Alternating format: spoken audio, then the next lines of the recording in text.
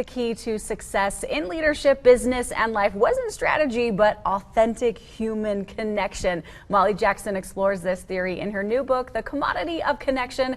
Welcome to the show, Molly. Thank you. I'm happy to be here. Great to see you. Okay, you just had an Instagram reel. I have to ask you about this. Go viral. Can you tell us about that? Yes, it's had 5 million views, which blows my mind. I simply shared a story about driving home from my daughter's burial. I live in Park City. She was buried in the Salt Lake City Cemetery. And how there was a truck that was quite mad at how slowly we were driving. And I remember turning to my husband and saying, if they only knew what we were driving home from. And I simply asked my followers, it's Christmas time, people are in a rush, just be kind. You never know what someone's going through. So true. And it's exactly the message in my book, that we're essentially all connected. And what we do affects each other, and we all have a story. And sure. I'm so sorry for your loss. Thank you for sharing that story with us, Molly. Tell us about this book you wrote, speaking of that. What is it about? So the subtitle, How Authentic Relationships Saved My Life When My Daughter Lost Hers.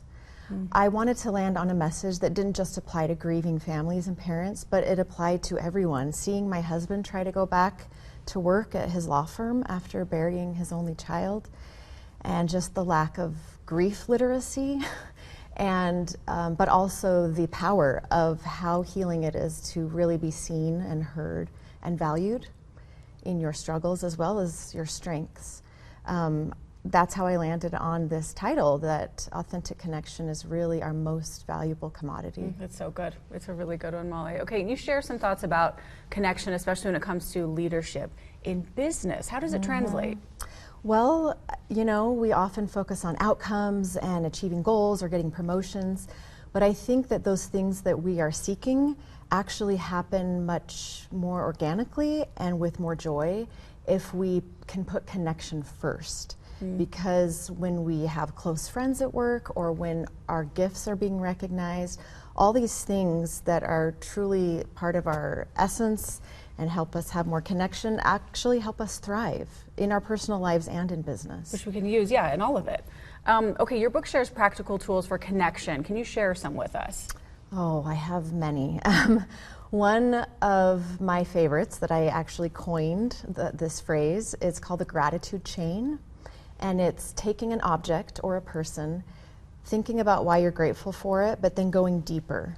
So like this microphone, it's great. Who made it? Who placed it on my body so awkwardly and tried to unzip me to put it on? Just kidding.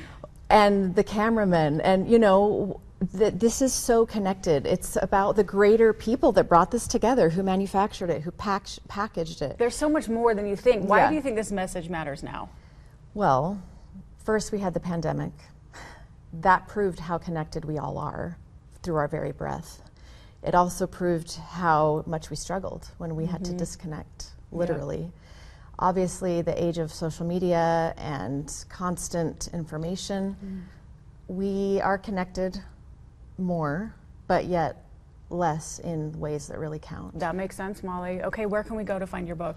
You can get my book on Amazon. You can get my book on barnesandnoble.com.